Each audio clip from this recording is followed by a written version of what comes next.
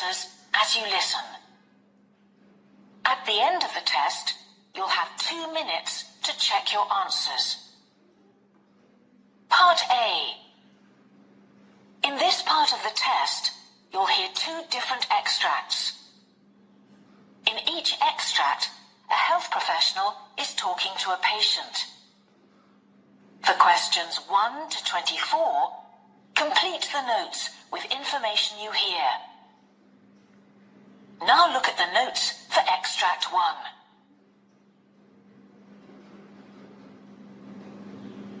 Extract 1.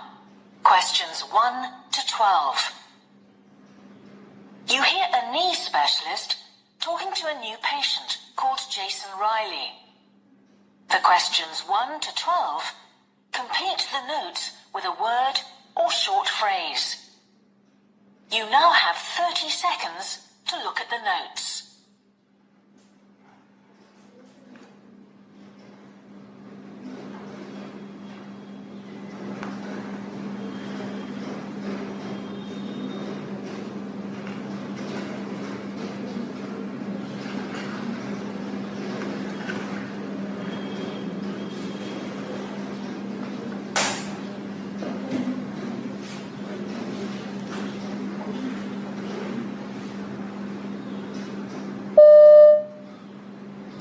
Mr. Riley, you've been referred to me because of a problem with your knee. Is that correct?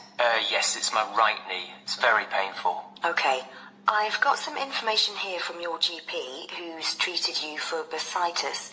But can you tell me about how this developed and what's happened so far? Well, about 2 years ago now, my knee, this knee, swelled up and was really big. It didn't hurt, and it just looked really strange. I'd been on a week's golf holiday in Portugal, and the knee was a bit dodgy all the time I was there. Well, when I got home and the wife saw it, she sent me off to the GP straight away, who said that it was what people used to call housemaid's knee. That caused a few laughs at home, I can tell you. Then I remembered that my mum used to get that in her shoulder. It's really called bursitis, isn't it? Yes. But he said not to worry, to rest up a bit and wait and see if it went away. And it did in a few weeks. Right. So I was okay for a while. Then, about a year ago, I got a new job. I used to be a painter and decorator, but I retrained as a carpet fitter. So I'm on my knees quite a bit. Goes with the job. And after a while, this must be about 6 months ago, the knee swelled up again. It looked really red this time, and I had a sort of dull pain as well that got worse. Okay. Also, I felt slightly shivery and feverish. The GP said I probably had an infection and gave me some antibiotics for 10 days or so. That seemed to do the trick, and I felt much better, but the knee was still a bit swollen, and it ached sometimes. Did you try painkillers? Oh yeah, after a bit, the doctor suggested ibuprofen, but that always seems to give me a tummy upset, so I stuck to paracetamol. I'm still using them on and off. At work, they put me on to doing things that didn't need a lot of kneeling when I first went back, but only temporarily. And I put ice packs on my knee to bring down the swelling as often as I could, every few hours. I tried to take breaks too. Oh, and my GP suggested some exercises to protect the knee, lying down on my back and raising the leg. Yes. Which seems to reduce the aching. In bed, made sure I slept with a pillow under it to keep it a bit higher up too. Was your knee still swollen? Yeah, it was. So then the doctor drained off some of the fluid by sticking in a needle. I remember he said he got 20 millilitres out. Right. After that, he suggested that I try some supports in my shoes. I couldn't really see the point of that, but apparently it's to do with your arches, which I guess does affect your knees. Yes. Also, he told me to make sure that I have plenty of padding on my knees when I'm at work, and I've been doing that. Good. He told me that I should think about losing a good few kilos as well, but I like my food, as you can see, and I haven't made any progress with that so far. But things weren't getting better, so then he started giving me cortisone injections. I've had 3 of those so far. And what effect did they have? They really helped. Much less swelling, and the pain's better too. But that's the problem. He now says that with those sorts of drugs, you can't have more than 3 of them in the same knee in a year. I'm up to the limit, and it keeps coming back, so really I'm hoping you'll be able to come up with something better. Okay. Well, let's have a look, shall we? If you can...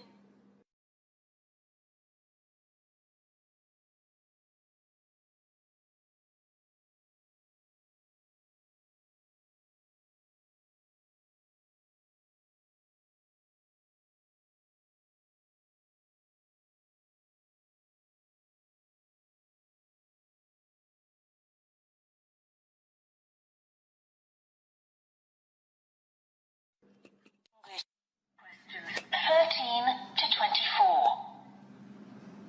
You hear a neurologist talking to a new patient called Sylvia Gunn. For questions 13 to 24, complete the notes with a word or short phrase. You now have 30 seconds to look at the notes.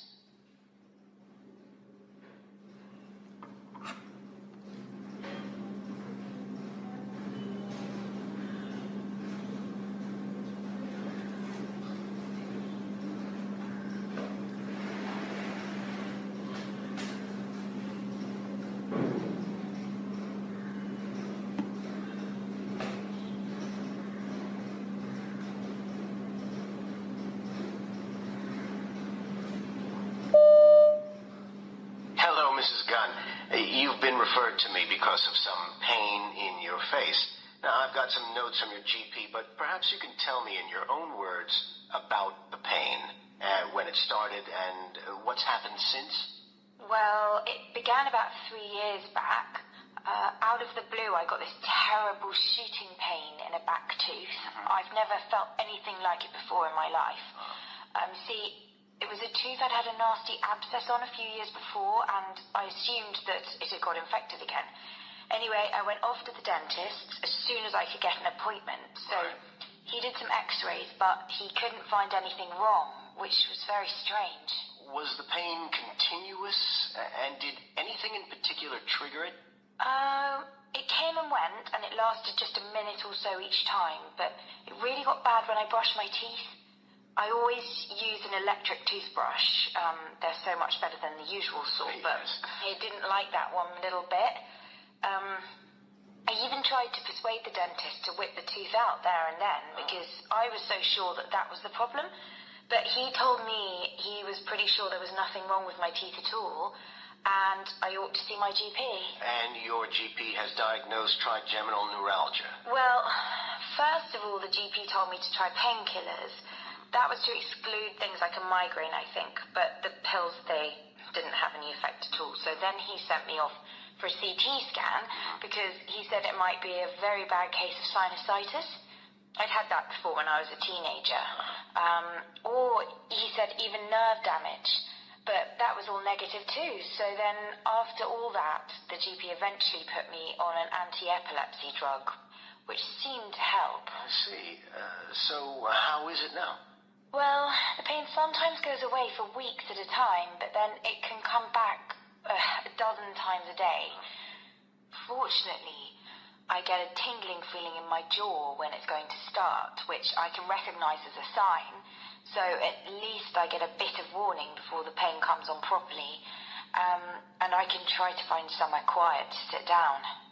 But the pain has now begun to spread? Yes. It started to happen in my eye, too, on the same side as the tooth. I was doing okay until the firm where I work moved to a new office.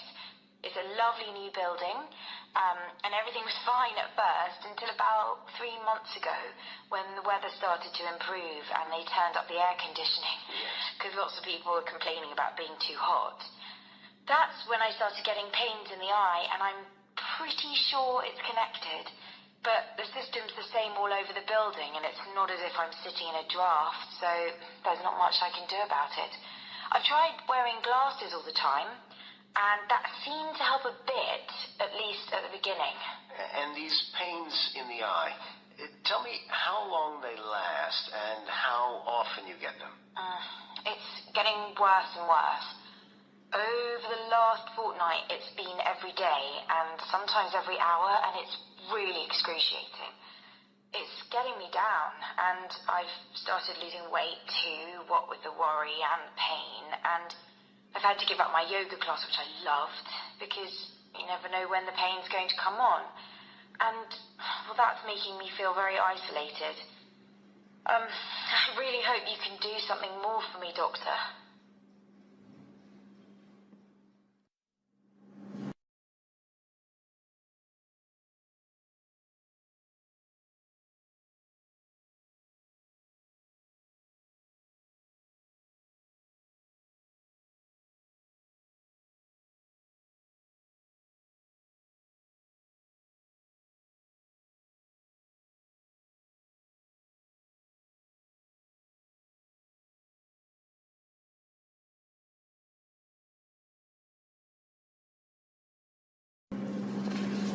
Part B.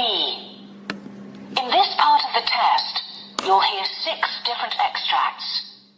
In each extract, you'll hear people talking in a different healthcare setting.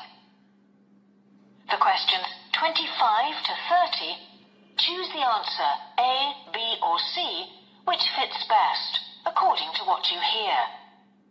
You'll have time to read each question before you listen. Complete your answers as you listen. Now look at question 25. You hear 2 nurses conducting a patient handover. Now read the question.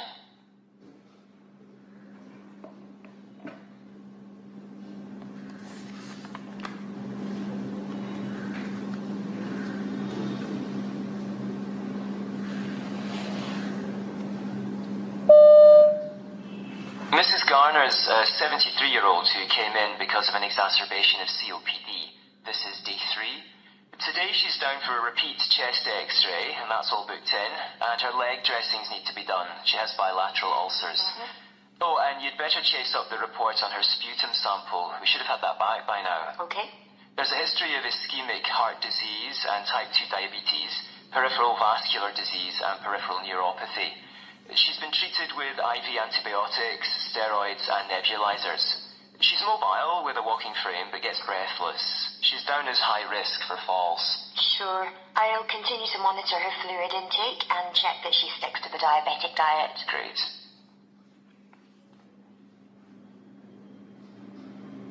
Question 26. You hear a GP talking to a patient. Now read the question.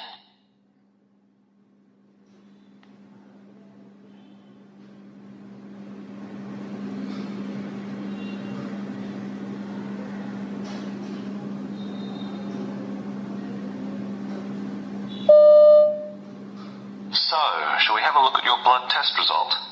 So, what we're testing for is the level of hemoglobin in your blood. And just to show you, the normal range for women is between 11.5 and 16 grams per deciliter. Oh, yes. And this is your level of hemoglobin. It's 8.7. Oh, I see. And what this tells us is that you're suffering from iron deficiency anemia. Oh, yes. I thought that might be the case. That would account for the lack of energy and the, lethargy. I think that's what you called it last time. So, perhaps I need to look at my diet, increase my iron intake? Well, what I'd like you to consider is taking a course of iron tablets. This can be a really effective treatment for the condition, and what it does is it supplements the amount of iron you're getting in your diet. So, does that mean I can go on eating normally? Not necessarily. I think we'd better run through what that phrase means in your case before I answer that question. Okay.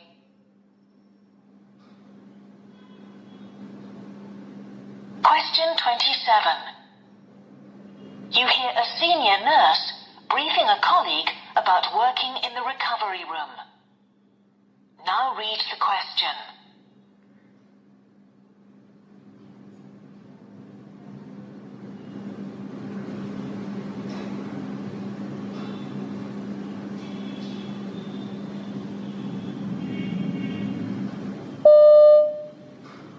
Okay, so this is the recovery room where you'll be working. Patients come here directly from theatre.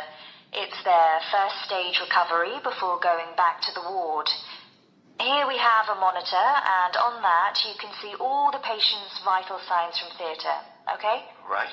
So you check that it's on and functioning, attach the BP cuff and pulse oximeter, and you're ready to make your assessment. The system then prompts you in terms of what to do next with the patient. So, do they get extubated in theatre? It depends. Mostly they do, and that's ideal. But sometimes it happens outside.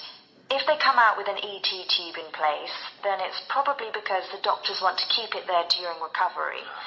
But if it's a laryngeal mask, then the anaesthetist will see to that. We just have to ensure that the patient's kept stable.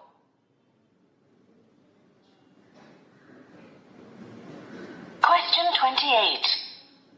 You hear a dentist talking to a patient. Now read the question.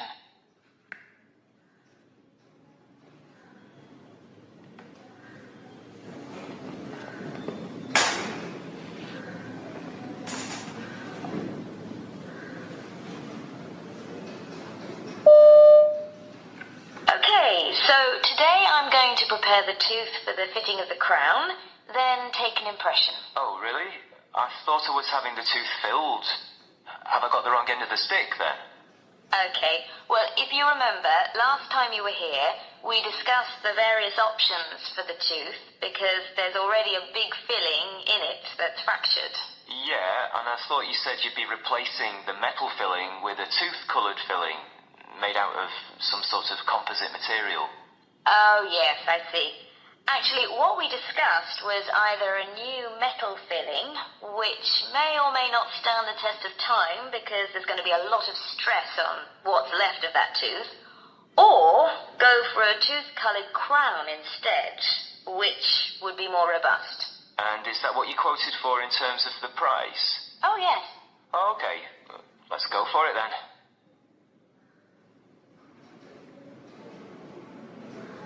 Question 29. You hear a triage nurse in the emergency department talking to a doctor. Now read the question.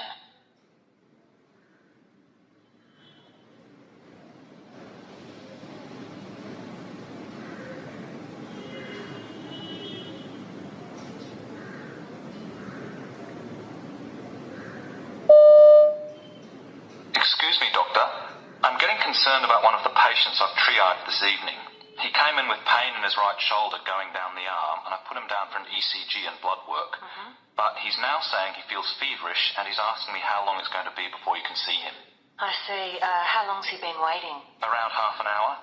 The thing is, he's got an infected wound on his leg. Says he's had it for a while, and it doesn't seem to want to heal. He didn't tell me about this initially. I've looked at the wound, and there's clearly inflammation and some discharge. But what's worrying me is that his speech is getting rather slurred, so I'm concerned that it might be sepsis. I think we should move him up the list. Okay. Thanks for flagging this up. I'll take a look at him straight away.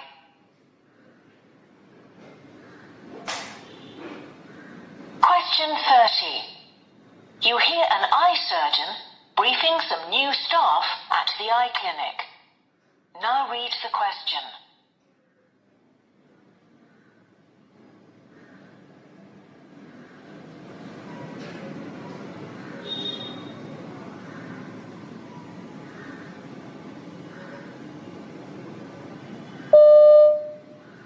One of the biggest challenges for us can be deciding what's normal and what isn't. Looking at the back of people's eyes, as we do all day, what strikes you is the enormous variety of shapes and sizes you see there. The optic nerve may be oval, it may be round, or it can be irregular in shape, and all of that can be perfectly normal. So we get lots of referrals, particularly of children, where an optometrist observed something a bit funny at the back of the eye, and they want us to check it out. Well, that's fine. If they err on the side of caution, that's better than missing things. And from our point of view, it's all worthwhile. After all, it's only by looking at a great many healthy eyes that you learn to diagnose the problems that we need to deal with.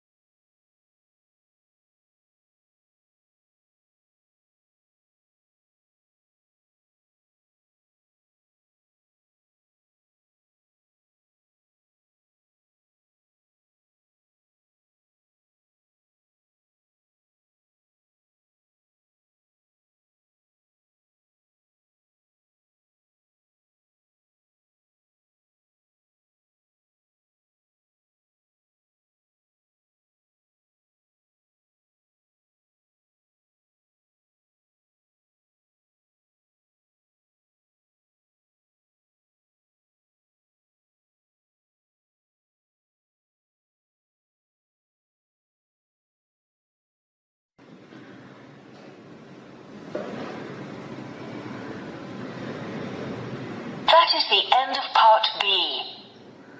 Now look at Part C.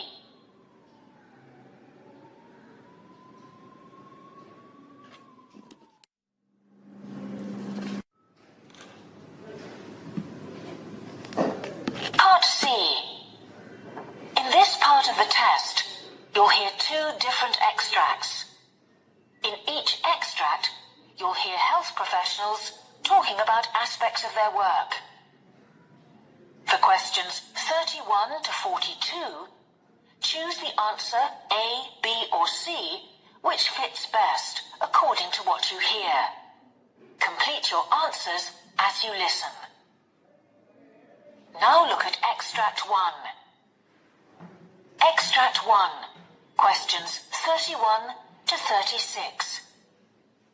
You will hear an interview with a dietitian called Ben Melrose, who's talking about iodine deficiency. You now have 90 seconds to read questions 31 to 36.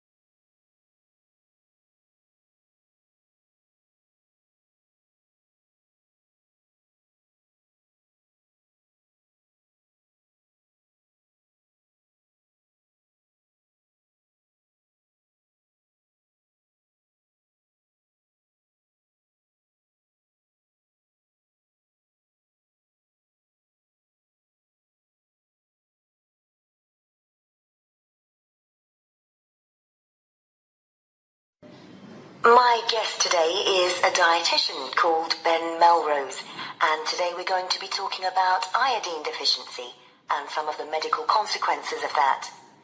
Ben, iodine is a trace element that's found in many foods. Why do some people not get enough? Well, in some parts of the world, this is an endemic problem.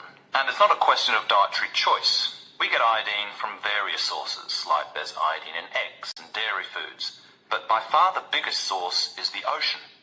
Fish that live in salt water and plants that grow in that environment are our main source of iodine. So we see relatively few cases of deficiency in Europe, for example, because such foods are plentiful there.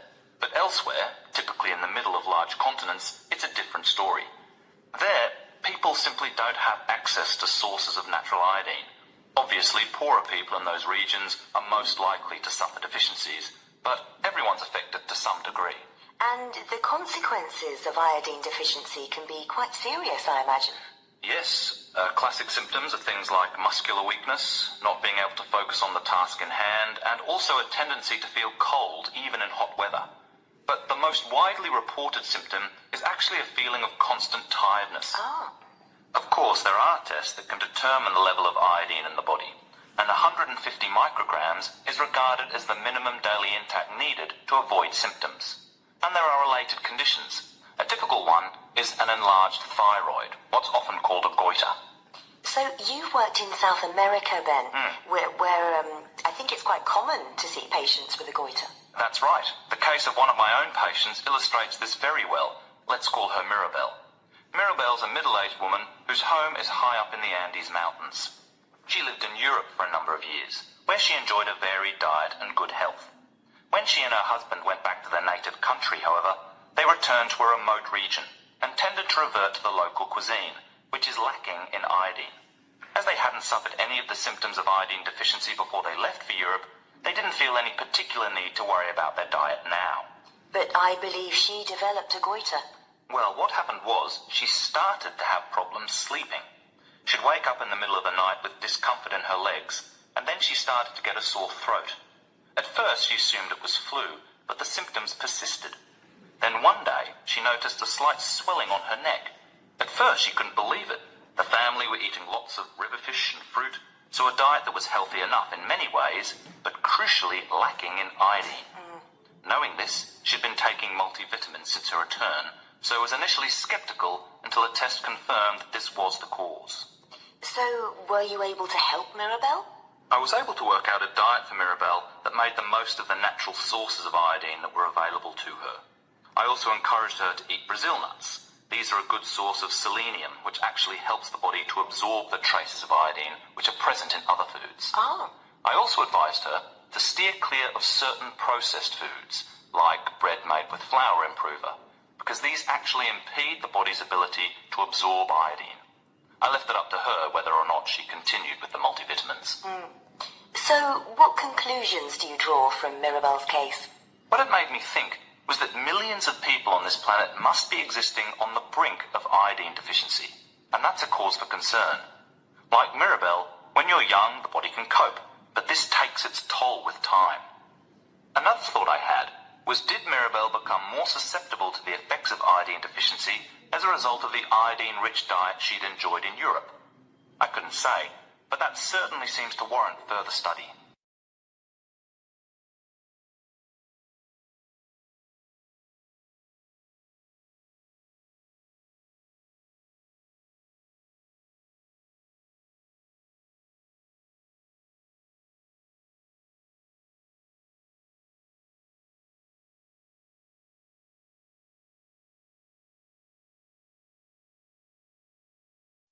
Questions 37 to 42. You will hear a plastic surgeon called Norma Woolston giving a presentation about surgical treatment for a condition called Dupuytren's contracture.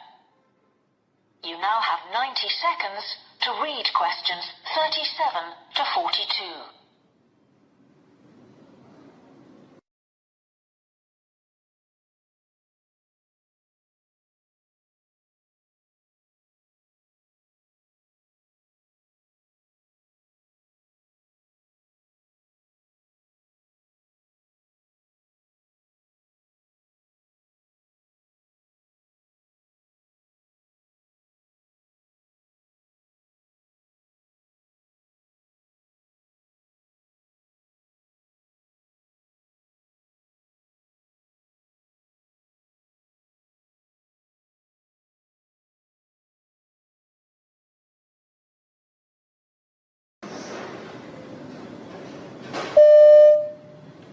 My name's Norma Woolston, and I'm talking today about surgery for a condition called Dupuytren's contracture, with a particular reference to a case I treated recently.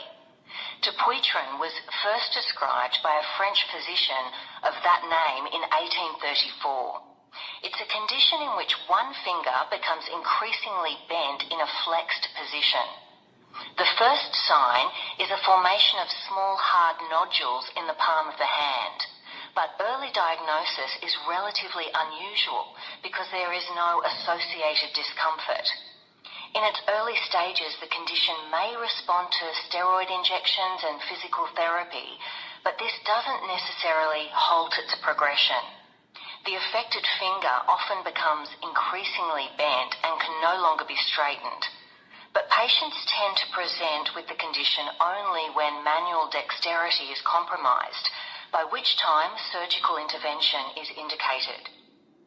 My patient, let's call him Eric, presented with quite an advanced case of Dupuytren's affecting the little finger of his right hand, a relatively common site for the condition. Although a physical examination revealed that he was also developing the first signs in the thumb on the same hand. Eric was then a 61-year-old office worker who used a keyboard regularly. There isn't very much published so far on the causes of the condition or what might exacerbate the symptoms, but the digital age doesn't appear to have resulted in an exponential rise in the number of cases reported. Eric was finding the condition inconvenient and uncomfortable rather than painful. It was becoming tricky shaking hands with people, and holding a pencil was becoming a challenge. Eric didn't recall any family history of Dupuytren's. That's not unusual, but doesn't in itself mean that there was none. Indeed, we know that the condition is often present across the generations of one family. But because patients don't typically develop symptoms until late middle age or later, it often goes undiagnosed, or doesn't develop to the point where it requires treatment. Indeed, mild symptoms are often attributed to mild arthritis or the general effects of aging and wear and tear. nor did Eric report any of the other associated risk factors, such as smoking, diabetes, or low body mass index. It's worth noting, however, that he was of classic Northern European appearance, tall and fair-skinned, and Dupuytren's is known to be much more common amongst Northern Europeans than in other populations. In Eric's case, the condition had progressed to the point where surgery was indicated. It was clear to me that what was required was a fasciotomy to straighten the finger. Eric had some misgivings about this, as he'd heard about less invasive treatment options. But I explained to him that, taking into account the extent of development of the diseased tissue and the specific site, this was the only option, and he agreed to go ahead with the procedure. Fortunately, Eric was generally in good health, was taking no medications for other conditions, and had no concerns or negative history relating to general anaesthetic. This was much the preferred option because, although the surgery isn't lengthy, usually between 30 and 40 minutes, it does call for a complete immobilization of the hand. After the procedure, Eric was using a sling and pillows at night to hold the wound site high up and so prevent a build-up of fluids. I'd explained that wearing a sling when out and about also provides a degree of general protection. It's a remarkably effective way of signalling to other people to keep their distance, as the hand is very sensitive to knocks. But actually, he'd taken plenty of time off work, so this hadn't been a problem for him. Indeed, when I saw Eric at the follow-up appointment, the wound was healing well. His notes showed, however, that the sutures hadn't all fully dissolved after surgery, and that this had been a source of discomfort. Worried that perhaps there was an infection, he'd consulted a nurse, who'd removed them and also taken the opportunity to excise some excess scar tissue, which had formed at the site. I reassured him that this was by no means unusual and wasn't a cause for concern. I was pleased to see that when he returned for the final consultation, Eric's wound had generally healed well. As is the case with many Dupuytren's patients, however, Eric volunteered that, despite my careful explanation at our first consultation about the treatment and recuperation period, he'd entirely underestimated the impact of the surgery on his daily life and how long the disruption would continue. That said, his finger is now much straighter. This treatment for Dupuytren's never completely straightens the finger, nor restores full use, but he'd been aware of that from the outset and had no complaints on that score. So far, apart from the initial indications in his thumb, there is no sign of recurrence, although this is relatively common, especially over time. I reflected, however, that perhaps being very familiar with the condition and having performed this kind of surgery many times, I hadn't made it clear enough to Eric exactly what to expect after the surgery. What Eric's case made me realise is that